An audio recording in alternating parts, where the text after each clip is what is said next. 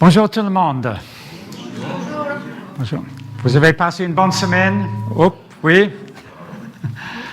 Donc, soyez tous les bienvenus à ce culte.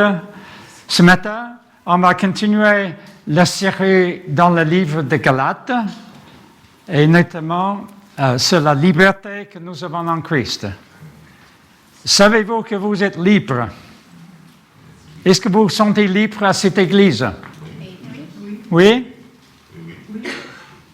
Ou est-ce que ça pèse? Est-ce qu'il y a des personnes pour lesquelles l'Église pèse? Non. Non? Très bien, Juliette. J'espère que vous êtes tous d'avis de Juliette. L'Église ne pèse pas, mais il y a des personnes, pas cette Église, mais ailleurs, pour lesquelles l'Église pèse et ils rejettent l'Église. Voilà, donc ce matin, on va prêcher sur conserver la liberté que nous avons en Jésus-Christ. Je vais demander Jean-François d'avancer comme ça, les diapos. Merci. Donc, les objectifs ce matin d'explorer ensemble la nature de notre liberté en Jésus-Christ, c'est-à-dire de quoi qu'il s'agit et quelles sont les limitations de la liberté que nous avons en Jésus-Christ. Et deuxième, comment on peut exercer notre liberté en Jésus-Christ avec l'aide de Dieu et sous la volonté de Dieu. Donc, je vais vous lire juste quelques versets parce qu'on a un passage très long. Et donc, je vais vous lire juste quelques versets que j'ai choisis en Galates chapitre 5. Premier verset dit, « C'est pour la liberté que Christ nous a affranchis. Tenez donc ferme dans cette liberté et ne vous placez pas de nouveau sous la contrainte d'un esclavage. » Le verset 7 dit, « Vous courriez bien. Qui vous a arrêté pour vous empêcher d'obéir à la vérité? » Les versets 13, 14 et 15 dire, frères et sœurs, c'est à la liberté que vous avez été appelés. Seulement, ne faites pas de cette liberté un prétexte pour suivre les désirs de votre propre nature. Au contraire, soyez, par amour, serviteurs les uns aux autres. En effet, toute la loi est accomplie dans cette seule parole. Tu aimeras ton prochain comme toi-même. Mais si vous mordez et vous dévorez les uns les autres, attention, vous finirez pour vous détruire les uns les autres. Prions ensemble. Seigneur, nous te remercions pour cette liberté à laquelle tu nous as appelés. Par ton esprit, je prie ce matin que tu nous aides à écouter les paroles que je viens de lire, de les laisser pénétrer dans nos cœurs, afin que nous soyons vraiment libres à faire la volonté de Dieu, libres à aimer les uns les autres comme le Christ nous a aimés. Amen. Donc, juste pour se situer ces versets, on a, il y a quelques semaines, les premiers deux chapitres de Galates parlent de l'apôtre Paul, l'autorité de l'apôtre Paul, et Laurie, il nous a dit, il nous a lu le passage, il n'y a pas deux évangiles, il y a un seul évangile. Mais parfois, nous sommes à pied dans un camp et un autre pied dans un camp, mais il n'y a qu'un seul évangile, la bonne nouvelle en Jésus-Christ. Et Paul, il développe ses idées dans les chapitres 3 et 4. C'est pas par la loi, pas par la réglementation détaillée que nous sommes sauvés, mais c'est par la foi en Jésus-Christ. Aujourd'hui, j'ai lu quelques versets du chapitre 5 c'est la mise en application. Et donc, on termine le 15e verset. La semaine prochaine, Laurie, il va parler un sujet favori pour Laurie, marcher dans l'esprit. Et après, un autre prédicateur en 2 semaines va nous donner des bonnes consignes dans le chapitre 6. Donc, juste un résumé de ce que notre frère Thierry a parlé il y a 2 semaines, le prix de la liberté. Merci Jean-François d'avancer le diapo. Voilà. Donc, il y a 2 semaines, Thierry, il nous a rappelé que nous sommes acceptés si nous avons la foi en Jésus. Ce n'est pas par nos propres œuvres, mais par l'œuvre de Dieu. Et Thierry, il a illustré ça. Il y a un chèque de 1 million d'euros, c'est ça?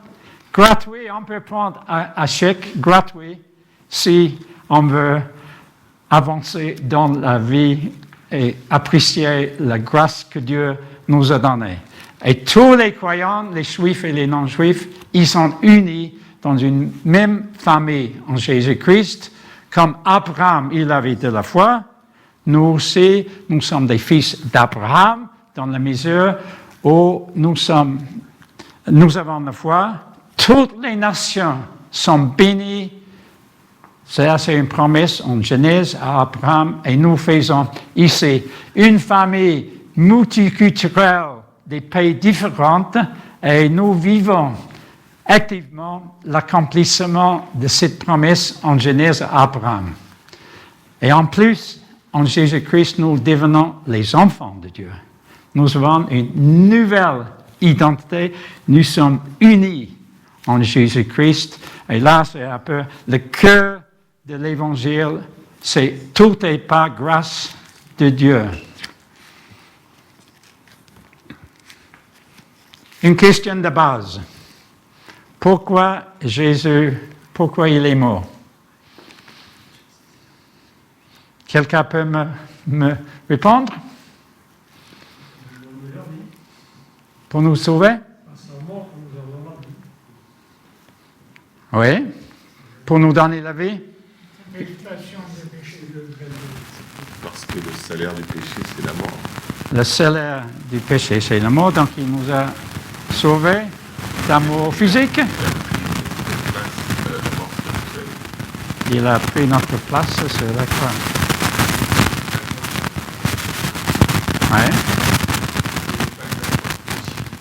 Il n'y a pas d'autre possibilité pour être sauvé. Seulement en Jésus-Christ. Oui. Donc, il nous a sauvés de nos péchés. Il nous a sauvés dans le pouvoir du péché. Moi, j'ai un ami qui est devenu chrétien, il a été fumeur. Et pour lui, une fois devenu chrétien, il ne voulait plus fumer. Il a demandé au Seigneur, et tout de suite, il a jeté la dernière cigarette, et depuis 30 ans, il ne fume plus. Donc, ce n'est pas toujours le cas. C'est trop. C'est mieux de prendre ça. D'accord, ok. On va changer alors. Oh, vous m'entendez?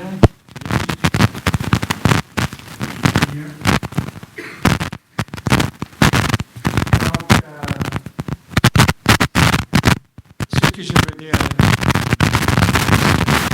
pour ceux qui croient en Jésus-Christ, et si vous ne connaissez pas Jésus-Christ, il faut nous voir après, soit moi ou soit notre ancien, pour connaître Dieu.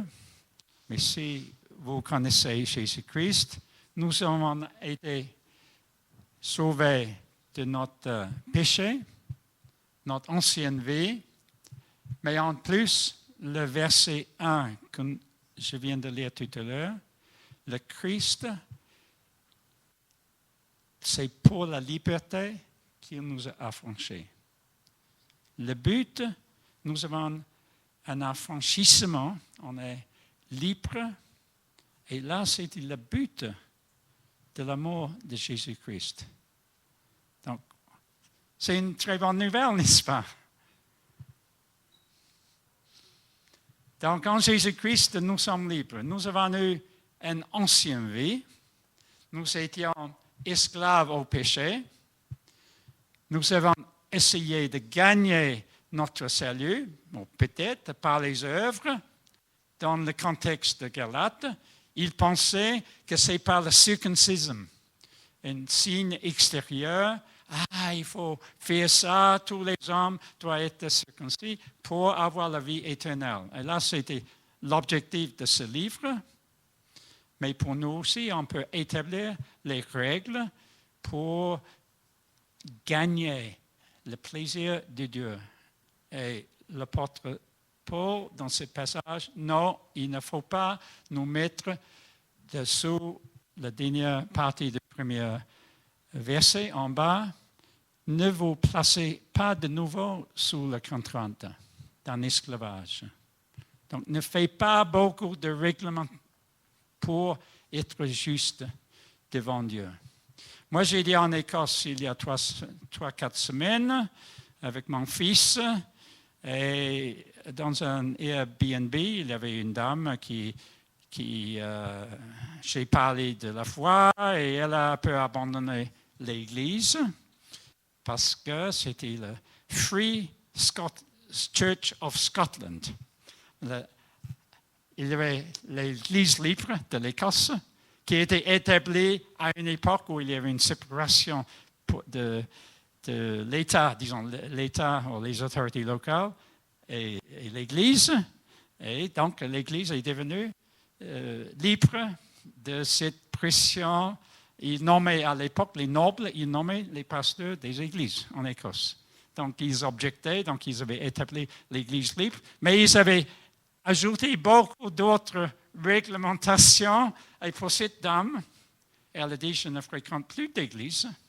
Parce que pendant ma jeunesse, c'est le sabbat, le dimanche, c'est le sabbat. Il faut s'abstenir de beaucoup de choses.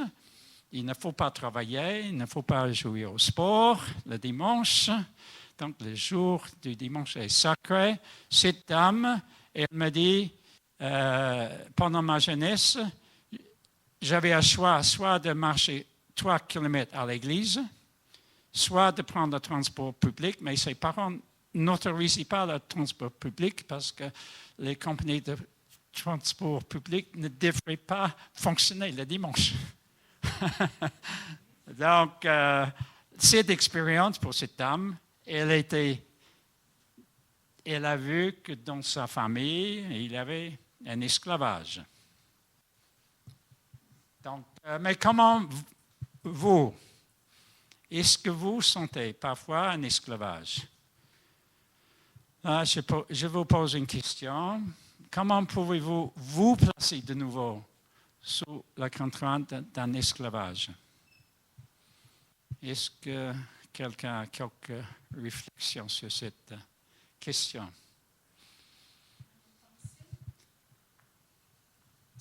Dans nos pensées, parfois, on peut avoir des mauvaises pensées qui peuvent nous emprisonner, qui peuvent nous rendre esclavages parce que ces mauvaises pensées ne viennent pas de Dieu. Donc, je pense que quand on a une pensée comme ça, il faut juste prier et essayer de le chasser avant que ça nous emprisonne. Très bonne réponse, Rosemary. La semaine passée, Michael, il nous a prêché sur le sujet de garder la foi. Qu'est-ce qu'il a dit, Michael, la semaine passée? Quels sont les obstacles pour garder la foi? Qui rappelle, à part Michael? Qu'est-ce qu'elle a dit, parmi d'autres choses, pour garder la foi? Qu'est-ce qu'on fait avec les... Pourquoi il y a des obstacles? Je pense, Michael, la semaine passée, il a dit exactement ce que Rosemary a dit, parce que c'est le moi. C'est moi. C'est les mensonges qu'on croit qui viennent des faux raisonnements, tu as dit, n'est-ce pas? Des faux raisonnements, et on empêche l'Esprit de Dieu de faire fonctionner. On est esclave à nos pensées. Et là, c'était un peu à résumer en 30 secondes du message de la semaine passée. Donc, l'Église Galate, ils avaient bien commencé la vie chrétienne, et peut-être vous aussi, vous avez bien commencé. Au début de la prédication de la semaine passée, Michael a dit, garder la foi, ce n'est pas facile.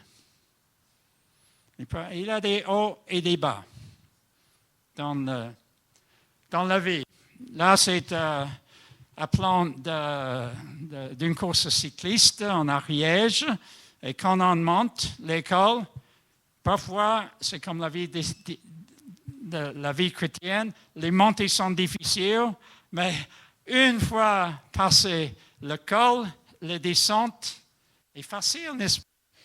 Et parfois, dans nos vies chrétiennes, il y a des descentes et on ne fait pas attention aux consignes. Et il y a 8 jours, j'ai passé par beaucoup de panneaux. Attention, virage à gauche dangereux. Attention, passage très étroit, parce qu'en Ariège, il y a des petites routes.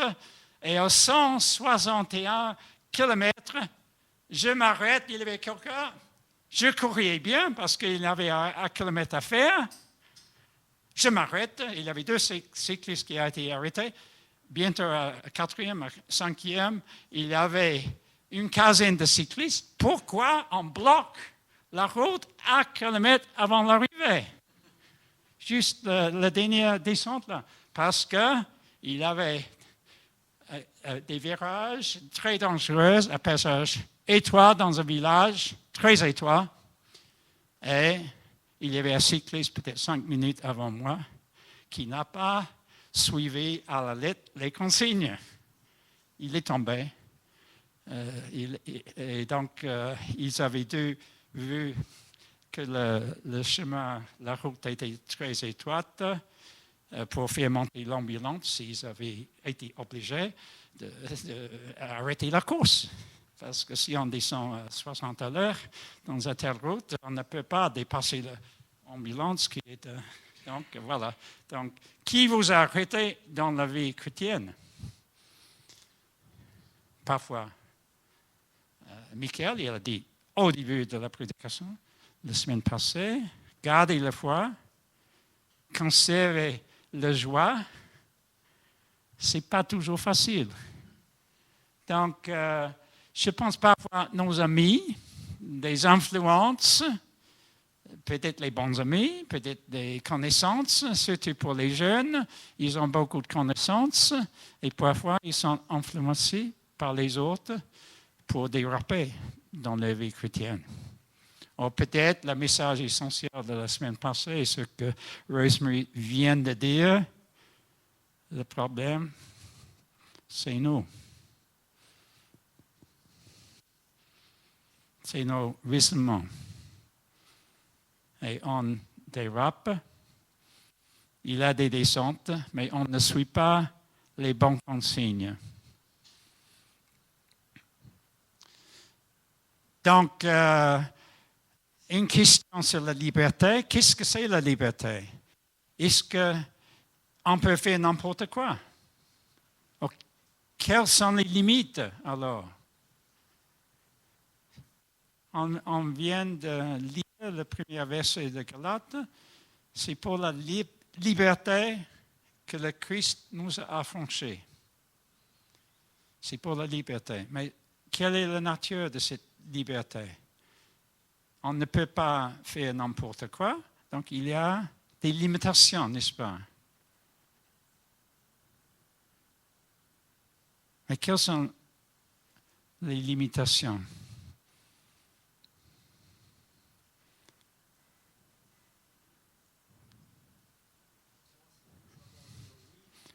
Charles, juste un moment. Pour moi, c'est savoir dire oui et savoir dire non. Ça veut dire que bon, ceux qui viennent de Dieu, il faut dire oui. Et dans la Bible, il y a tout ce qu'il faut pour mener notre vie en parfait accord avec le Seigneur, dirigé par l'Esprit. Bon, quand nous tombons, quand nous disons oui, quand il faut dire non, on tombe dans le péché. Et là, ça ne va pas du tout. On le sait. Hein. Oui, merci Charles. Donc, et comment on peut décider le oui et le non? Oui, je donne juste un instant. Tout le monde peut parler à table, parce que nous avons fait une agape aujourd'hui. On peut parler à table. Dans Galates chapitre 5, verset 22, il y a le fruit de l'esprit qui est en 9 points, et l'un d'entre eux, c'est la maîtrise de soi. Donc je pense que c'est l'Esprit de Dieu en nous qui nous permet d'avoir cette maîtrise, qui nous permet de dire oui ou non en fonction. Oui. Voilà, l'Esprit de Dieu en nous, la Bible aussi, la parole de Dieu. Donc, peut-être juste pour continuer, ne pas trop dépasser.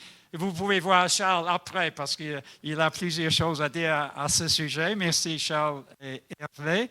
Donc, dans ce passage, disons pour Hervé, une bonne réponse. Ce n'est pas mon sujet aujourd'hui parce que je m'arrête à verset 15. Donc, venez la semaine prochaine et Lauré, il va vous parler de marcher dans l'esprit avec les fruits de l'esprit, avec l'amour, avec la joie, avec la bonté, avec la paix, avec la patience, la bienveillance, la fidélité, la maîtrise de soi. La maîtrise de soi guidée par l'esprit. Là, c'est un résumé de la prédication de la semaine prochaine, mais venez quand même, parce que Lauré, il va élaborer.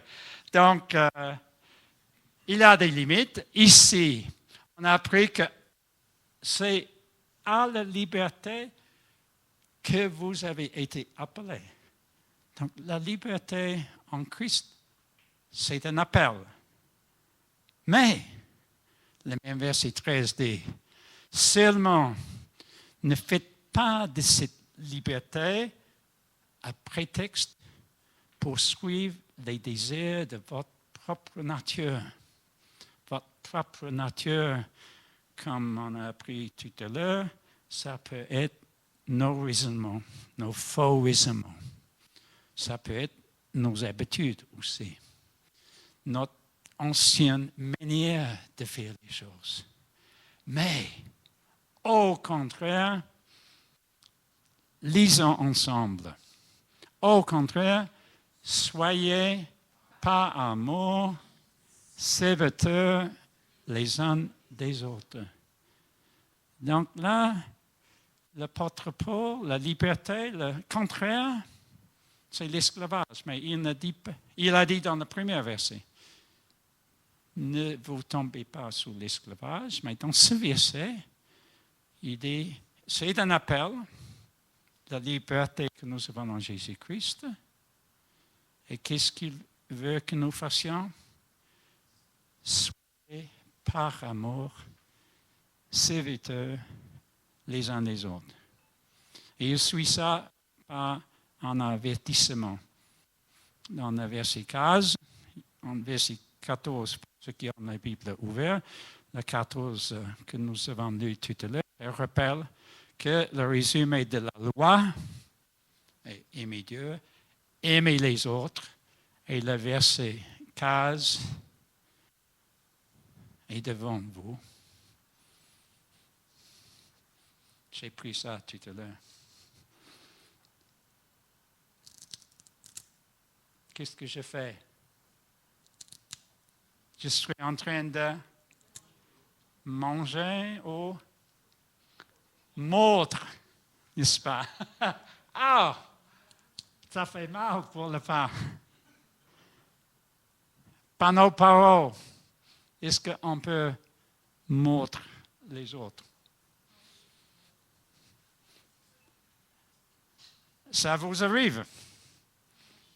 Vous qui êtes mariés avec vos épouses, monsieur, avec, mesdames, avec vos époux. Pour ceux qui ne sont pas mariés, est-ce que vous avez mordu les autres, des personnes dans vos vies, dans le passé? Ça fait mal, n'est-ce pas? Et je peux tout manger, dévorer tout ça, et là, ça n'existe plus. On peut mordre, dévorer les autres, à tel point que l'autre est détruit. Et nous-mêmes, on se détruit également. Donc là, c'est un très bon avertissement, n'est-ce pas, de la mise en pratique de cet amour. Ne faites pas ça. Ne mordez pas les autres. Ne les dévorez pas. Parce que le résultat n'est pas drôle. Mais plutôt, soyez par amour, serviteurs les uns les autres. Juste une petite illustration, c'est pas bien. Vous pouvez imaginer sur la droite beaucoup de poissons. On a vu hier à Nîmes un grand bassin d'eau avec beaucoup de poissons ensemble. Parfois, ils nagent librement. Mais qu'est-ce que se passe quand un poisson saute de l'eau? Voilà. Donc, nous sommes libres. C'est un peu une illustration de notre liberté en Jésus-Christ. Nous sommes libres comme les poissons dans l'eau. On est dans l'eau tous ensemble. On aime les uns les autres. Nous sommes serviteurs les uns aux autres. On mange de bonne nourriture. On ne mange pas les autres poissons pour les détruire comme certains grands poissons. Et donc, il faut rester dans la barrière. Donc, comme Charles a dit tout à l'heure, il faut distinguer entre le bien et le mal. Et comme Hervé a dit, c'est l'Esprit Saint et aussi la parole de Dieu qui nous guide comment nous pouvons aimer les uns les autres et être serviteurs les uns les autres. Donc, la conclusion de tout ça,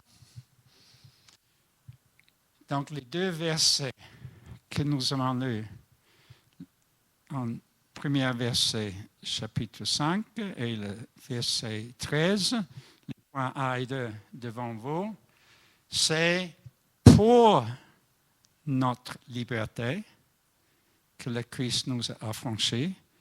Il est mort pour notre liberté. On peut remercier le Seigneur pour cela. Et c'est à la liberté que Christ nous a appelés. Donc c'est un sujet de remerciement, n'est-ce pas? Nous sommes libres parce que Christ est mort pour moi, il m'a affranchi et vous pouvez vous-même, j'espère, dire ça dans vos cœurs. Merci Jésus, tu nous as donné la liberté. Tu nous as affranchis, tu m'as affranchi. Je suis libre. Mais, troisième point, il faut conserver cette liberté, cet appel. Et pour cela, il y a plusieurs choses, on peut dire. On peut discuter à table tout à l'heure pour ceux qui restent. Mais les trois points tirés de ces passages, ne pas retourner à l'esclavage. Et ne pas suivre à la lettre beaucoup de détails, beaucoup de règlements qui nous contraignent en pensant qu'on va être accepté par Dieu par ce que nous faisons. Le deuxième point, qui est tiré du verset 13, pour conserver notre liberté, il faut être des serviteurs, il faut aimer les uns les autres.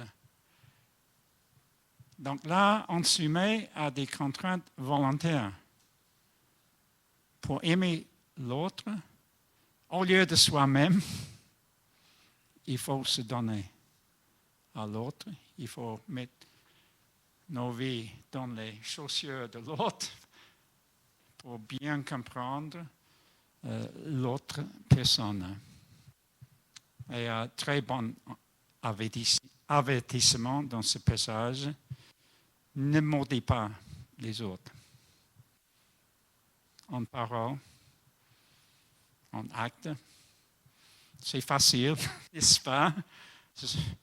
Je suis coupable comme vous aussi de temps en temps.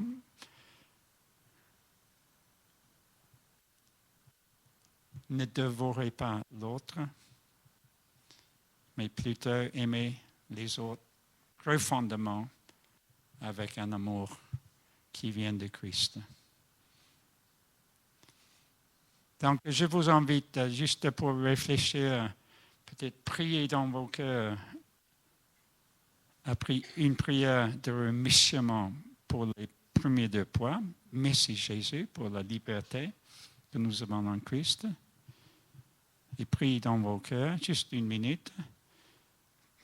Aide-nous par l'Esprit, par la parole, de conserver cette liberté que tu nous as acquis.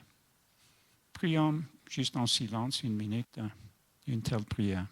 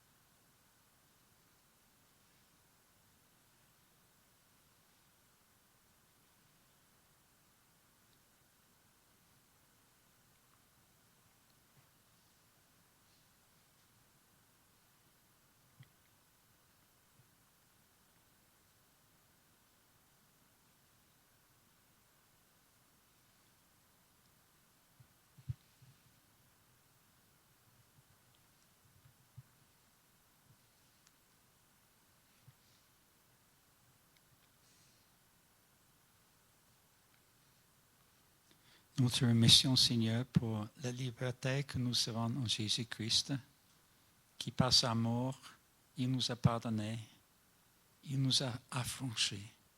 Nous te remercions. Nous te remercions également que tu nous as appelés à la liberté. Merci, Seigneur, de nous protéger, de faire des bons choix, sous l'impulsion de ta parole, sous l'impulsion de ton esprit, pour ne pas retourner à un esclavage à nos faux raisonnements, mais plutôt d'être des serviteurs en aimant profondément toi-même et les uns les autres. Et dans cet avertissement spécifique, Seigneur, garde nos paroles, garde nos actes pour ne pas mordre les autres qui nous sont proches, ou même plus loin, comme les collègues de bureau, par exemple. Ne pas mordre les membres de nos familles. Ne pas dévorer les autres. Garder nos relations saines pour que nos relations soient vraiment vivantes et pas mourantes. Nous avons besoin de ton aide, Seigneur, pour cela. Nous te remercions pour l'Esprit Saint qui nous pousse dans la bonne direction. Garde chacun de nous, je te prie, au nom de Jésus-Christ. Amen.